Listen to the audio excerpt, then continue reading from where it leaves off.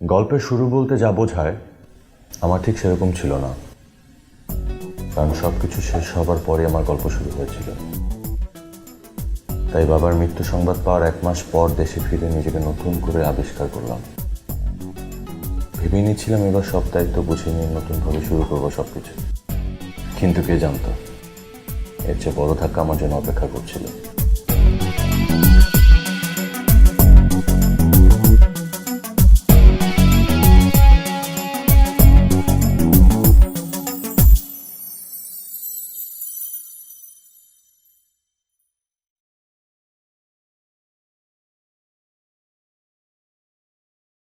আর আমি কি করবো বলো, তো সবকিছু ফেলে হুট করে চলে আসতে পারি না। তাছাড়া বাবা তো অনেকদিন ধরেই অসুস্থ ছিল, যে চলে যাবে তাকে তো আর আটকানো যাবে না। তুই এমন ভাবে কথা বলছিস যেন তোর বাবা মারা যাওয়াতে তোর কিছু এসে যায় না, অথচ অথচ তোর বাবা তোকে কতটা ভালোবাসতো সেটা তো জানিস।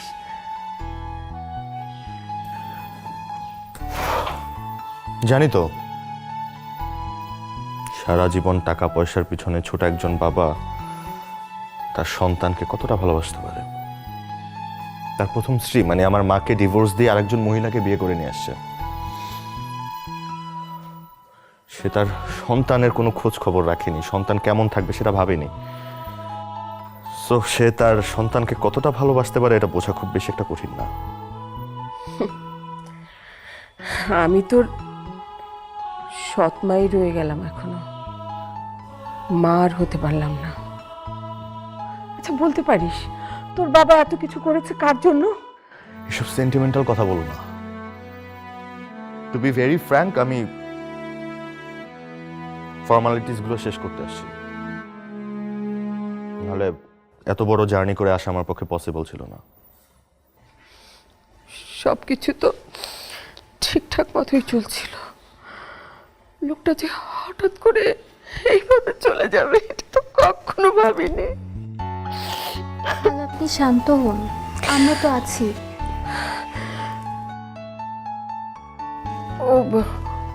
ওর কথা তো তোকে বলাই হয়নি। ও অয়ন্তী গেল 3-4 মাস ধরে ও আমাদের এখানেই আছে। আমার বয়স হয়ে যাওয়াতে আসলে তোর বাবার যত্ন আগের মতো করতে পারছিলাম না। ওই ওর মমতা দিয়ে শেষ দিকটায় তোর বাবার যত্ন করেছে, রাত জেগে থেকেছে, ওষুধ খাইয়েছে। সত্যি কথা বলতে কি, আমার নিজের মেয়ে থাকলেও হয়তো ওর মতো এত যত্ন নিতে পারতো না। তোর বাবা চলে যাওয়ার পরে আমি একদম একা হয়ে গেলাম। অনেক বলে ওকে আরো কয়েকটা দিন আমার কাছে থাকার জন্য রাজি করিয়েছি। অয়ন্তী, ও আমার ছেলে অয়ন।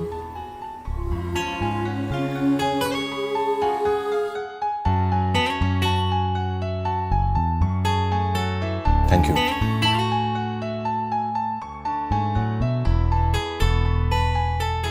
সেই ছিল অয়ন্তীর সাথে আমার প্রথম দেখা।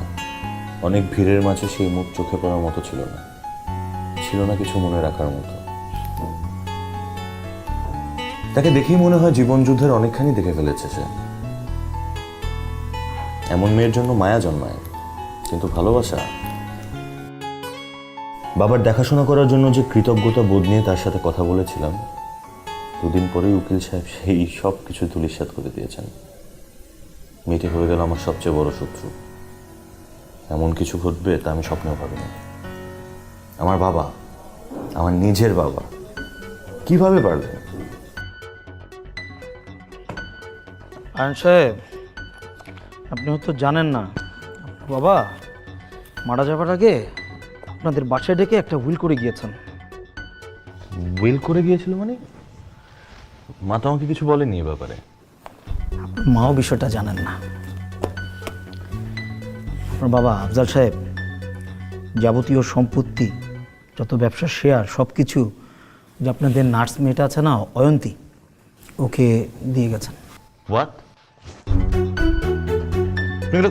আপনি কি বলতেছেন? আমার মাথা ঠিক আছে ভাই? আপনি শান্ত, বসুন প্লিজ, বসুন বসুন প্লিজ প্লিজ। না, কোন একটা ভুল হচ্ছে এখানে। কোথাও ভুল হচ্ছে না, এটাই করে গেছেন। আমি আপনার বাবাকে বলেছিলাম এরকম একটা ঝামেলা হতে পারে, আরেকটা বার ভেবে দেখেন, তিনি আমার কথা শোনেননি। আপনি তো জানেন আপনার বাবা কতটা একরোখা মানুষ। তিনি বলেছেন যে মেয়েটা আমার সেবা শুশ্রূষা করেছে, আমাকে দেখে রেখেছে, আমার যত্ন করেছে, আমি সব তাকে দিয়ে দেবো। তিনি দিয়েও গেছেন। এই পাতলো না ঝামেলা। মানে তাই বলে সমস্ত সম্পত্তি বাইরের একটা মেয়ে নিয়ে চলে যাবে? আমার জন্য কিচ্ছু থাকবে না? ভাই এটা হতে পারে না, একটা ব্যবস্থা করেন প্লিজ। মানে যা টাকা লাগে আমি দিব আপনাকে, আমি ইনশিওর করছি আপনাকে আমি দিব, টাকা দিব। একটা হেল্প করেন আমাকে। মেয়েটা ভালো, আপনি বেটার মেয়েটার সাথে একটু কথা বলে দেখেন। এমনও তো হতে পারে যে কথা বলে একটা ফয়সালা হয়ে গেল। ভাই আপনি এই কথা কাউকে জানেন না, মানে মাকে বলেন না, বিশেষ করে মেয়েকে না। আমাকে কয়েকটা দিন টাইম দেন, আমি একটা ব্যবস্থা ডেফিনেটলি বের করে ফেলবো। দরকারে হার্ড লাইনে যাবো, বাট কিছু তো একটা করতে হবে। আমি ব্যবস্থা একটা বের করে ফেলবো। আপনি যতটা সহজ ভাবছেন বিষয়টা এত সহজ নয়। এটা চাইলেও কিছু করতে পারবো না, আইনের মারপেচ আছে। ফ্যামিলি কনসালটেন্ট হিসেবে এইটুকু ফেভার আমি আপনার জন্য করতে পারি, যেহেতু আপনার বাবা আমার খুব কাছের মানুষ ছিল। কিন্তু একটা ব্যাপারে আপনাকে একটু সাবধান করি, কোনো রকম জবরদস্তি করবেন না। মেয়েটা যদি মামলা করে দেয় ভালো মতো ফেসে যাবেন, আমও যাবে ছালাও যাবে। তাহলে কি করবো এখন আমি? এটা ভালো ভদ্র একটা স্ট্রাগলিং ফ্যামিলি থেকে উঠে আসছে, তো ঝামেলা করার কথা না। আপনি কথা বলে দেখতে, আচ্ছা না একটা কাজ আপনি করতে পারেন। আমার কথা বলতে বলতে হঠাৎ করে মনে হলো আপনি মেয়েটাকে বিয়ে করে ফেলেন না কেন, ঝামেলা মিটে যাবে। ভাই আপনি এগুলো কি বলতেছেন? আপনার মাথা ঠিক আছে? আমি ওই মেয়েকে বিয়ে করব? ও আমার ঘরে কাজ, ও আমার ঘরে নার্স, আমি ওকে বিয়ে করবো? হ্যাঁ, সমস্যা কি? আপনি তো একটা প্রয়োজনে বিয়ে করছেন, আর স্ত্রীর ওয়ারিশ হিসেবে তো সম্পত্তি আপনার ভাগই হয়ে যাচ্ছে। আর আজকাল তো ডিভোর্স হওয়ার হামেশাই হচ্ছে, আচ্ছা না? আচ্ছা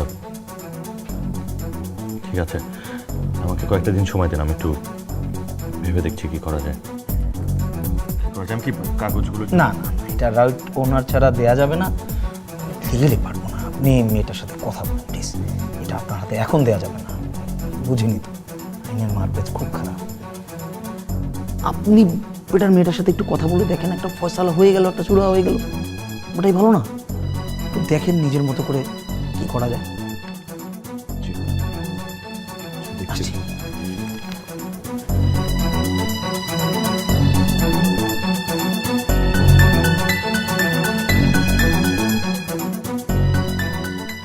আমার সাজানো জীবনের আকাশে বিনা মেঘে বাজ হয়ে দেখা দিল মেয়েটি।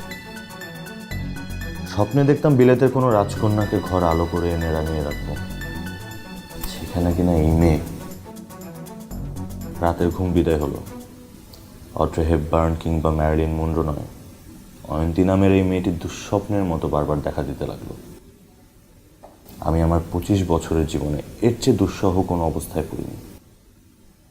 বাবার এক কলমের খোঁচায় জীবনটা এভাবে পাল্টে যাবে এটা আমি ভাবতেও পারিনি। হ্যাঁ মানলাম আমি অপরাধ করেছি, তাই বলে এই পরিণাম পাবো? প্রায়শ্চিত্ত এভাবে দিতে হবে?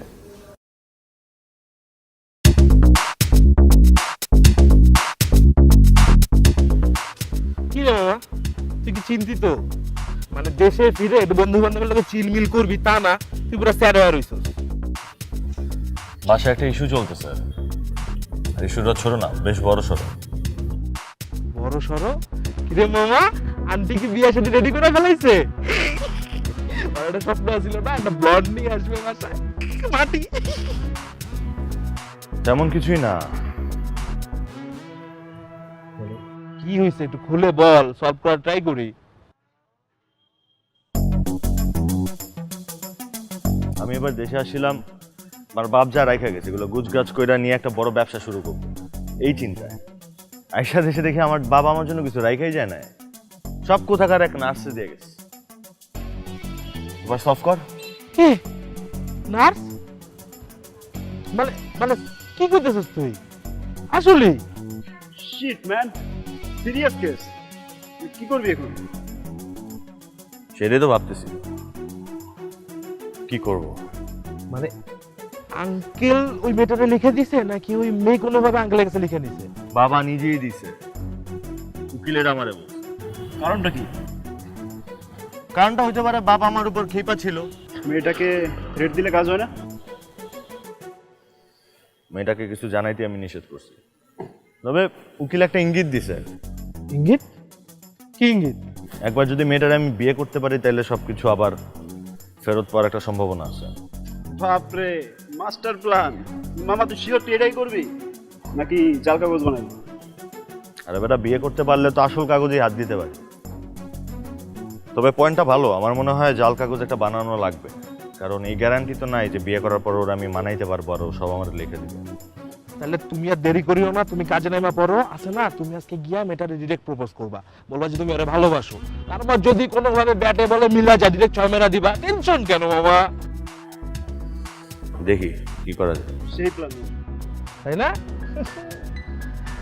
সেট থাকিস না, চিল।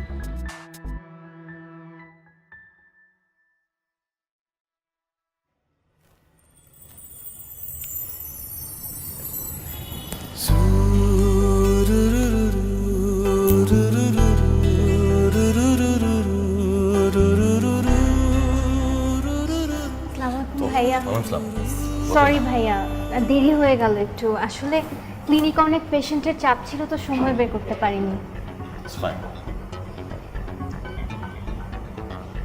তারপর বলেন কি খাবেন? ভাইয়া, আমার না এইসব চাইনিজ ফাস্ট ফুড খুব একটা ভালো লাগে না। আপনি খান, আমি আছি বসে। Excuse me,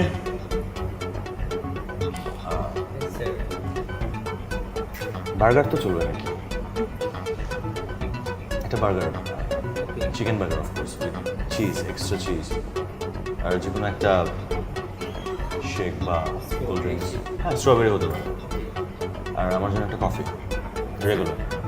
thank you. খালা কেমন আছেন? ওনাকে আমার দেখতে যাওয়ার কথা ছিল, সময় বের করতে পারছি না। আর আপনি আজ হঠাৎ এখানে এভাবে ডাকলেন, বাসায় তো কথা বলা যেত। আমি তো প্রায়ই যাই। না, বাসে বলা যেত না, তাই আপনাকে এখানে ডাকা।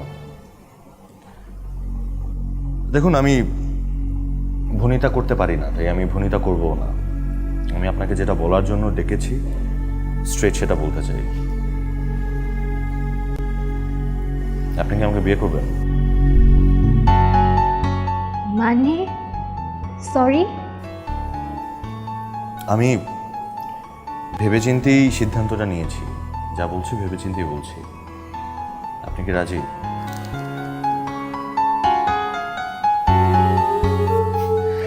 নো ওয়ারিজ, এত তাড়াহুড়ো করতে হবে না, টেক টাইম। ও খাবার চলে আসছে।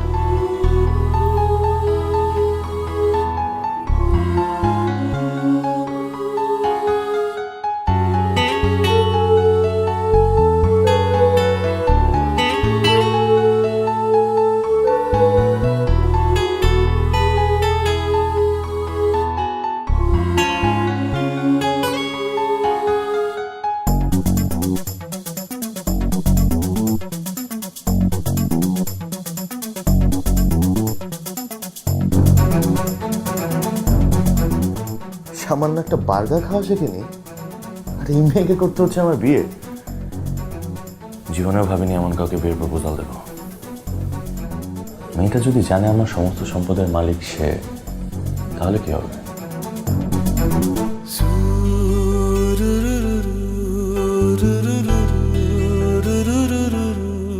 আমি খুব সাধারণ মেয়ে। একজন সাধারণ মেয়ের একটু অন্যরকম শখ থাকে। ঘোড়ায় চড়ে রাজকুমার আসবে, এসে নিয়ে যাবে অচিন তেপান্তর পেরিয়ে দূর স্বপ্নরাজ্যে। মেয়েটি হবে সেই রাজ্যের রানী। দুজনের গল্পটি হবে শুধুই সুখের, শুধুই ভালোবাসার। কিন্তু আমার জীবন তো অন্য সব মেয়েদের মতো নয়।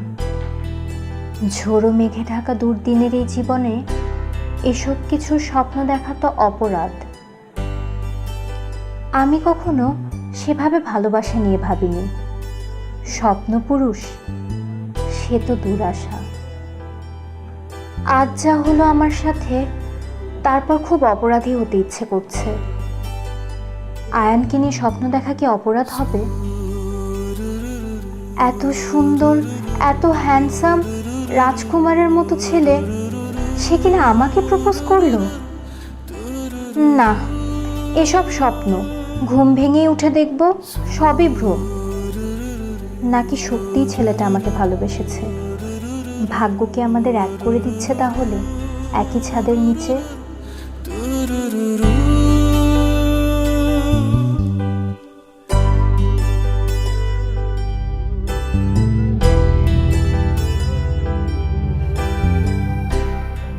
শোনো, তোমাকে একটা কথা বলি।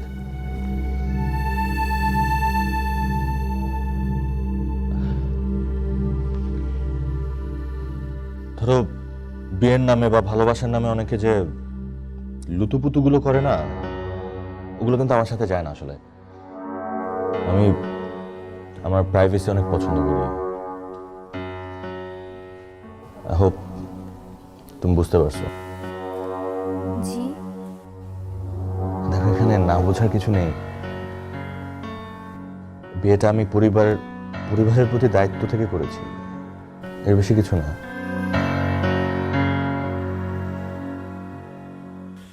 কিন্তু আপনি তো আমাকে পছন্দ করে। মানে বিয়ে তো করছি, তো প্রশ্ন করার কি আছে? অনেক রাত হয়েছে, ঘুমাও। আর শোনো, তোমার যদি এখানে ঘুমোতে সমস্যা আমার সাথে, তুমি বাইরে যাও না, তোমার শাশুড়ি রাগারাগি করবে। দরকার আমি ব্যালকনিতে শুচ্ছি।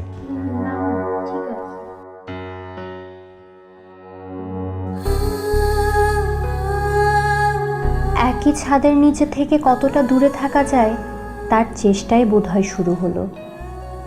দূরের মানুষ, আসলেই তাই। সবচেয়ে কাছের ভেবেছিলাম যাকে, সে কেমন দূরের হয়ে গেল এক পলকেই। না ছোঁয়া যায়, না কাছে যাওয়া যায়। লোকটার চারপাশে যেন কাছের শীতল প্রাচীর। না, আমায় সেই প্রাচীর ভেঙে ফেলতে হবে। আমি তার বিয়ে করা স্ত্রী, অন্য কেউ তো নই। কিন্তু কিছুদিনের মাঝে বুঝলাম, তার দুনিয়ায় এতটাই আনকালচার্ড আমি যে তার মধ্যে নিজেকে নিয়ে জীবনের একটা দিন কাটানো এক ধরনের অত্যাচার। তবু যতটা পারি তার মনের মতো করে সাজিয়ে নেয়ার যুদ্ধটা চালিয়ে যেতে লাগলাম।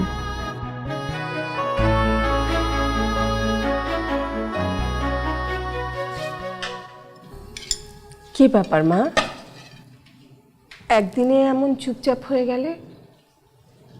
এই বাড়িটা তো তোমার, নিজের বাড়িতে এত সংকোচ কিসের? হ্যাঁ,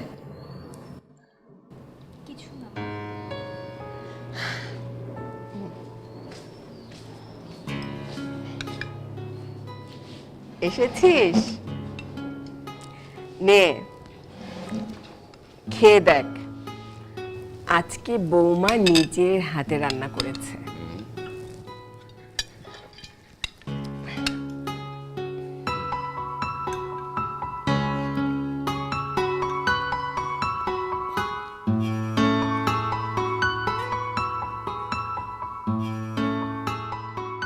খাবারের লবণ এত কম কেন?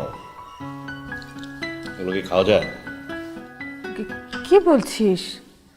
বৌমা কত যত্ন করে এত সুন্দর সুন্দর জিনিস রান্না করলো সকাল থেকে, আর তুই এমন করে বলছিস? আচ্ছা, লেবু কোথায়? আমি কি লেবু ছাড়া খাই নাকি?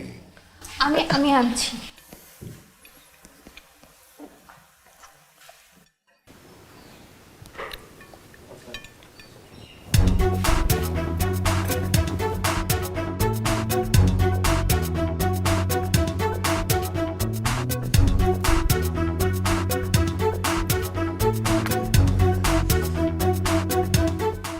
বুঝলাম না, একটা লেবু কাটতে কি এত সময় লাগে নাকি?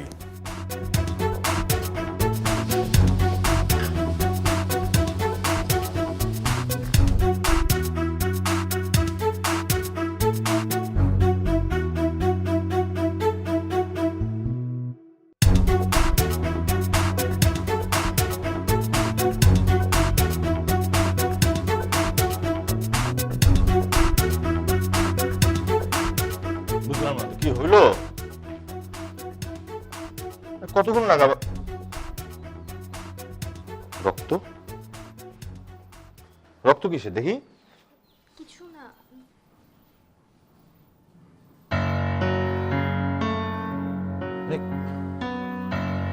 রক্ত কিভাবে বেরোলো? কিছু না, ব্যথা পাইনি। আরে তুমি এটা করতে গেলা কেন তাহলে? আগে বলবা না, মাকে বলতাম, মা করে দিত, শার্টটা মেসআপ হয়ে যেত না?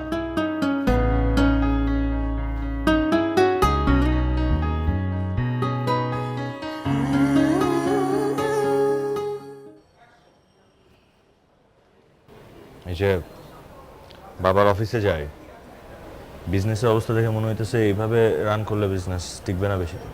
আরে তোর না, পুরো দেশেরই এই অবস্থা চলতেছে, বুঝছো না? তুমি নতুন নতুন দেশে আসছো, সময় দাও সব ওকে হয়ে যাবে, তাই না? প্যারা নিস না। প্যারা যে কত দিক দিয়ে আছে আমি প্যারা নিব না, তাই না? কি রে, ভাবির সাথে পরিচয় দিলে, ভাবি কই? এই তো অয়ন্তী। ও এটাই ভাবি, আমি তো দেখে ভাবছি কি না কি। মামা তোর চয়েস কিন্তু সেই। চোট, আমার এই যে কদিন পর পাত্রী দেখতে যাবো না, হ্যাঁ মেয়ে দেখতে যাবো, পৃথিবীর সবাইরে নিয়ে যাবো, একজনে নিয়ে যাবো না। কে কে? কে কে? কে? এই যে আমার বন্ধু রে।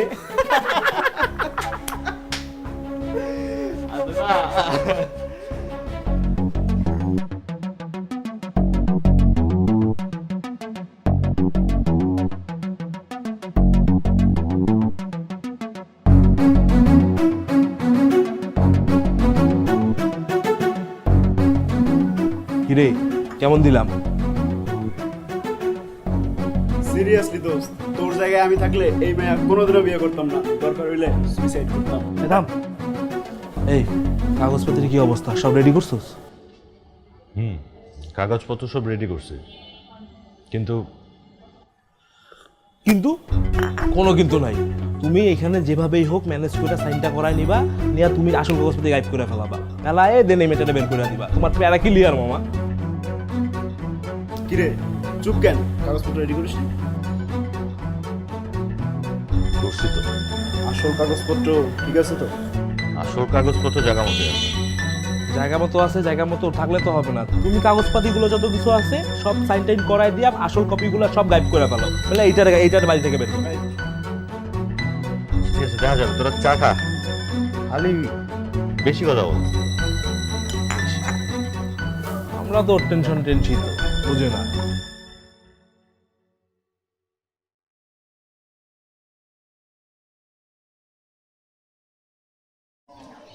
মা, আপনাকে কিছু কথা বলার ছিল।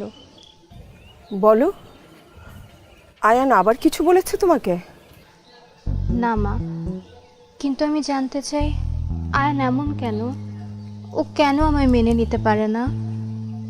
আচ্ছা, ও কি অন্য কাউকে পছন্দ করে? দেখো মা, আমি যখন এই বাড়িতে বউ হয়ে এসেছি তখন আয়ান খুব ছোট। ওর মা অভিমান করে এই বাড়ি ছেড়ে চলে গিয়েছিল।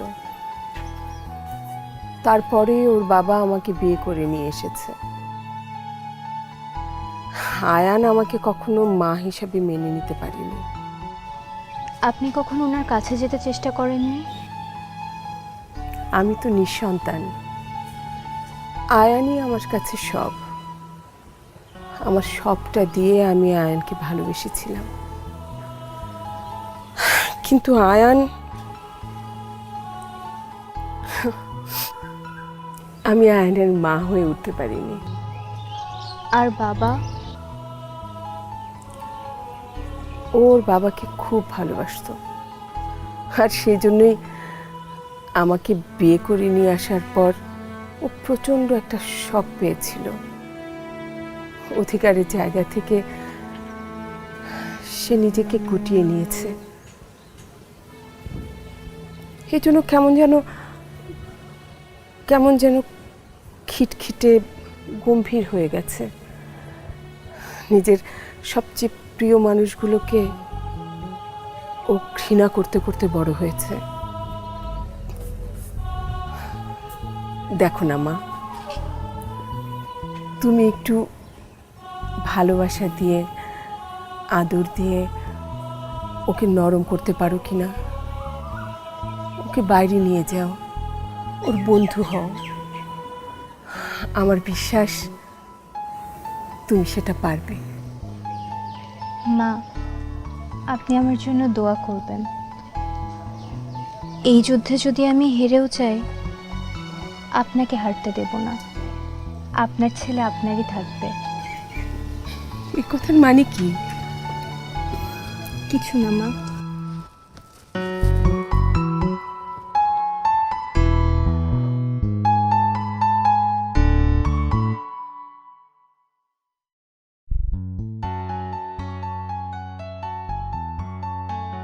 তোমার শাশুড়ি হঠাৎ তোমাকে আমার সাথে বাইরে পাঠালো কেন? ঘটনা কি? জানি না, আসলে বাইরে ঘুরলে ভালো লাগবে ভেবেই হয়তো। আচ্ছা, আমি যদি তোমার কাছে কিছু চাই, আমাকে দিবে? বলেন না। এই ধরো, যদি বলি কোথাও সাইন করে দিতে হবে, তাহলে? আরে আয়ান, হাই, কি খবর তোমার? নাজিয়া, হ্যাঁ, কি আফটার অবস্থা? So long. অনেক বছর পর। কি অবস্থা? আরে আমি তো বাসায় এখানেতে হাঁটতে আসছি ডেইলি। তুমি কি ডেটে আসছো গার্লফ্রেন্ডের সাথে? হ্যাঁ, অবশ্যই। অনন্তি আমার গার্লফ্রেন্ড না, অনন্তি আমার wife. She is my wife. Why, বিয়ে করেছো তুমি? কবে? এই তো কিছুদিন হলো। কংগ্রাচুলেশনস। ইন্ট্রোডিউস করাবো না ওয়াইফের সাথে? আচ্ছা, বাই দ্য ওয়ে, ও হচ্ছে অনন্তি, শি ইজ মাই ওয়াইফ। আর অনন্তি, ও নাজিয়া, আমার ব্যাচমেট। পরিচিত হয়ে ভালো লাগলো আপু। সেম হিয়ার আপু। আপু কি করছেন? স্টাডি নাকি জব? না আপু, আমার পড়া শেষ। আমি একটা ক্লিনিকে। এই মানে, হ্যাঁ, এত ডিটেইলে তো বলার দরকার নাই। আরে উফ, বলো না আপু, সে ক্লিনিকে তুমি ডক্টর? আয়ান তো অনেক লাকি। না আপু, আমি নার্স। নার্স? নাজিয়া, তুমি কি বিয়ে করছো? আনএক্সপেক্টেড। না, এখনো বিয়ে করিনি, করবো। কথা হচ্ছে একজনের সাথে। সে মাল্টিন্যাশনাল কোম্পানিতে জব করে। Wow, good for you, good for you. আচ্ছা, আজকে আমার কাজ আছে একটা, আমি চলে তাহলে। আল্লাহ টেক কেয়ার, আল্লাহ হাফেজ, টেক বাই কেয়ার। বাই। আমি বুঝলাম না, তুমি যে একটা নার্স, এটা কেন সবাইকে বলে বেড়াতে হবে তোমার? একটা নার্সের তো এতটুকু বুদ্ধি মাথায় থাকা উচিত নাকি? আপনার ওয়াইফকে একজন ছোট করে চলে গেল আপনার সামনে, আর আপনি তার পক্ষ নিয়ে কথা বলছেন। মানে আমি আমার ওয়াইফকে কিভাবে রিপ্রেজেন্ট করবো সেটা অ্যাবসলিউটলি আপ টু মি। এটা তো তোমার কাছে আমার কৈফিয়ত দিতে হবে না। এই পাবলিক প্লেসে এরকম চিল্লাচ্ছেন কেন? যদি তুমি থাকতে না পারো আমার সাথে, থেকো না।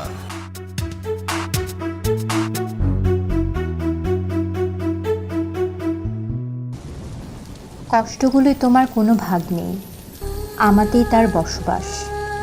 ঠিক যেন পরজীবী হুট করে রংচটা রাস্তার কারো পিছু ডাকে, আনমোনা কিছু পিছু টান জাপটে ধরে তোমায়। তখন কষ্ট পায় রং চায়ের চুমুকে চুমুকে। যখন চেয়ে দেখি তুমি চেয়ে অপলক ওই রূপালী চাঁদ পানে, তখনও কষ্ট পায়। সেই কষ্টের নাম ঈর্ষার নীল কষ্ট। তবু কখনো নয়, কষ্টগুলোই তোমার ভাগ নেই, আমাতেই তার বসবাস।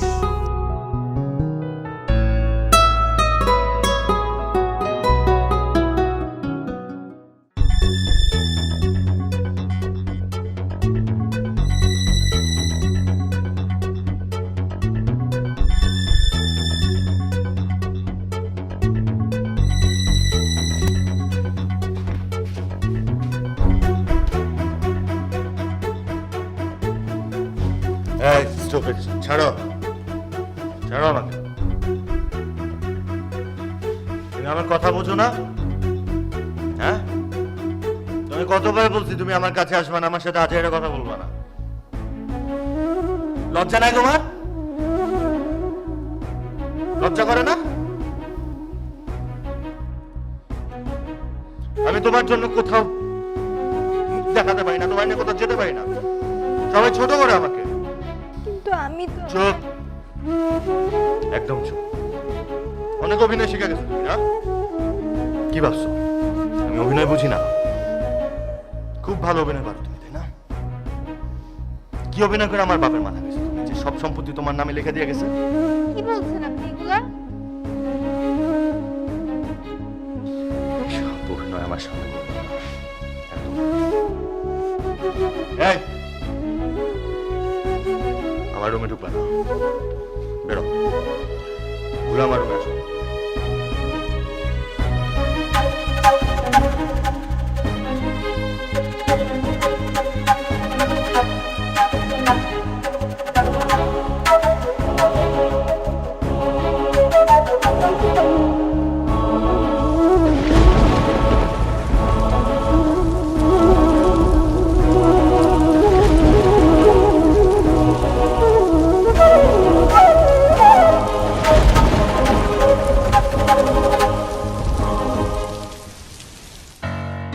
সত্যি তোর সব রেডি?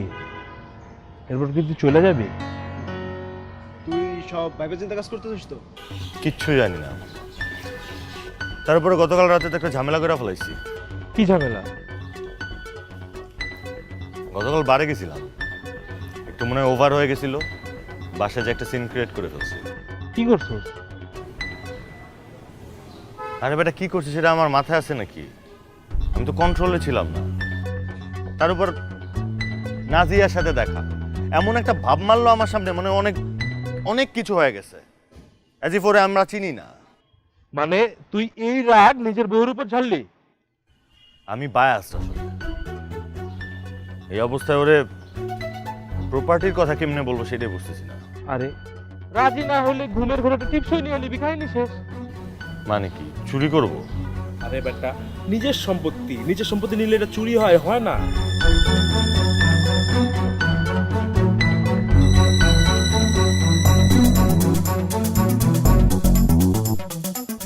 যে কাজের জন্য এত তিতিক্ষা, আজ সেই মহেন্দ্র ঘর। অয়ন্তের টিপসই নেওয়া হবে না। সবটা শুনে স্বেচ্ছায় যদি রাজি না হয়, ঘুমের মাঝে কাজটা সারতে বলেছে ওরা। আচ্ছা এরপর কি হবে মেয়েটার? আমি চলে গেলেও সামলে নিতে পারবে তো নিজেকে?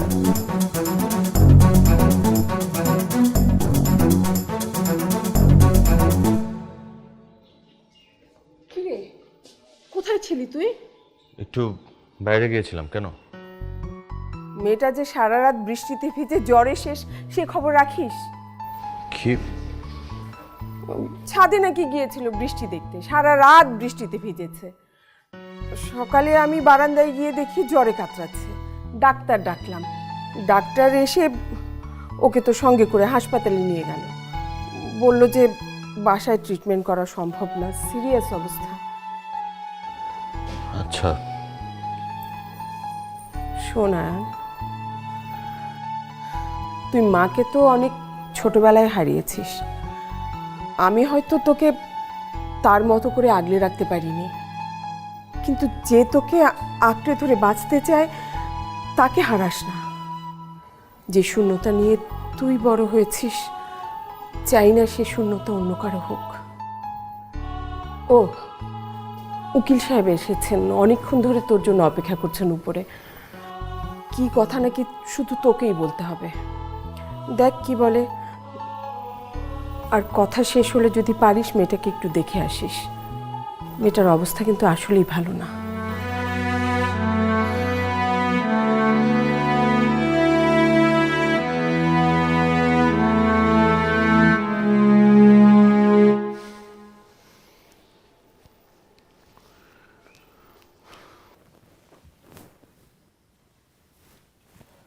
আরে আন সাহেব, আপনার জন্য অপেক্ষা করছিলাম।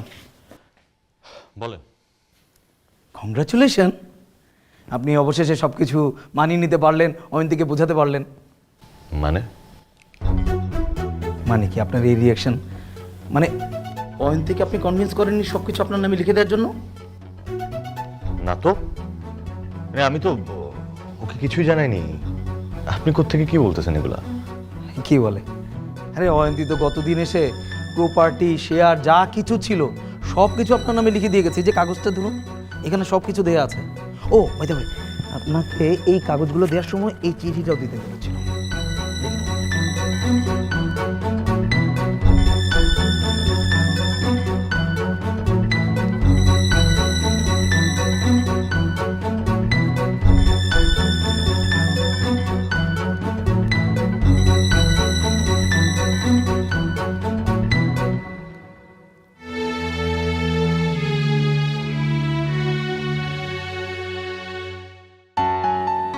আয়ান, আমি আপনাকে কখনো হাসি মুখে দেখিনি।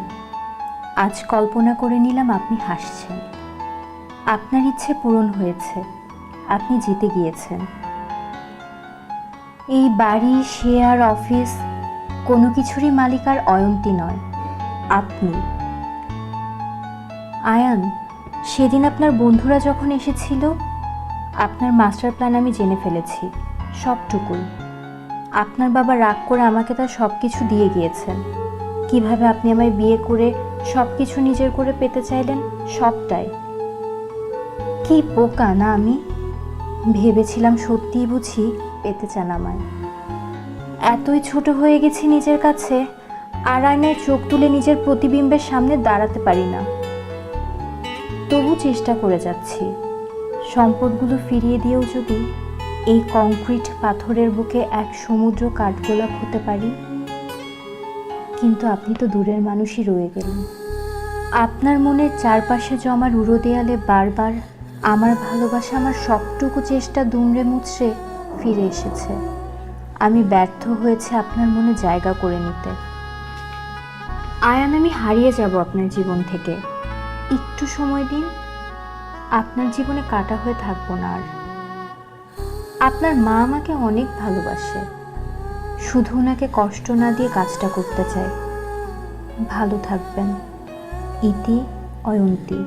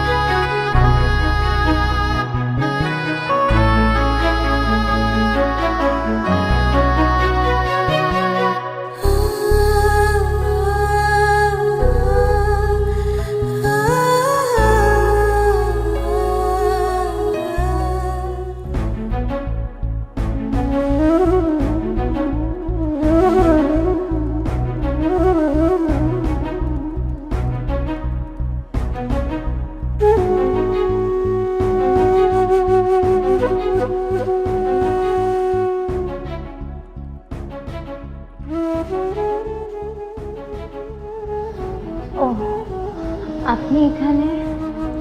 কোন প্রয়োজন ছিল?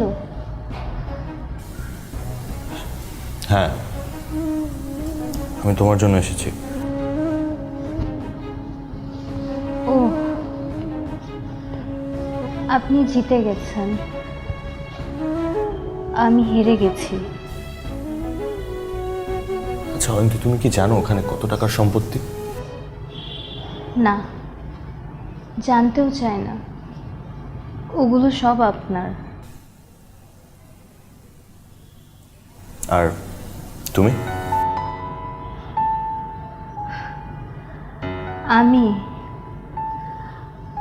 আমি তো একজন কাঠপুতুল, যার ভালোবাসার প্রয়োজন নেই, সুখে থাকার কোনো অধিকারও নেই। আমি কোনোদিনই কারো ছিলাম না। আন্টি, আমি না আসলে ভালোবাসার কিছু বুঝি না। সম্পর্ক, অনুভূতি, এগুলো থেকে আমি অনেক দূরে মানুষ। তোমার সাথে সম্পর্কের পর আমার শুধু একটা জিনিসই মাথায় ঘুরপাক খেত, সেটা হচ্ছে তোমার স্বার্থ কোথায়। বাবা কেন সবকিছু তোমাকে দিয়ে গেল? আমি এখন বুঝতে পারছি।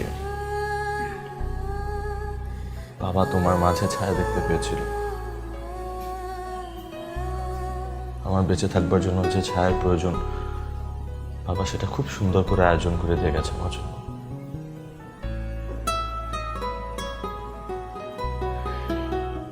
ইট পাথরের এই মরুভূমি আমি চাই না যেখানে তোমার অস্তিত্ব নেই। সে আর এক ভুল জীবনের মাঝপথে এসে জীবনের অর্থ উপলব্ধি করতে পেরেছি।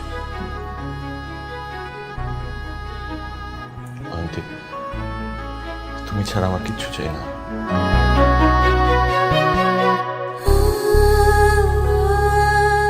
এই ছিল আমাদের ভালোবাসার গল্প, যে সম্পদের মোহে অয়ন্তীকে কাছে পাওয়া, আর সেসব কোনো কিছুর প্রয়োজন নেই আমার।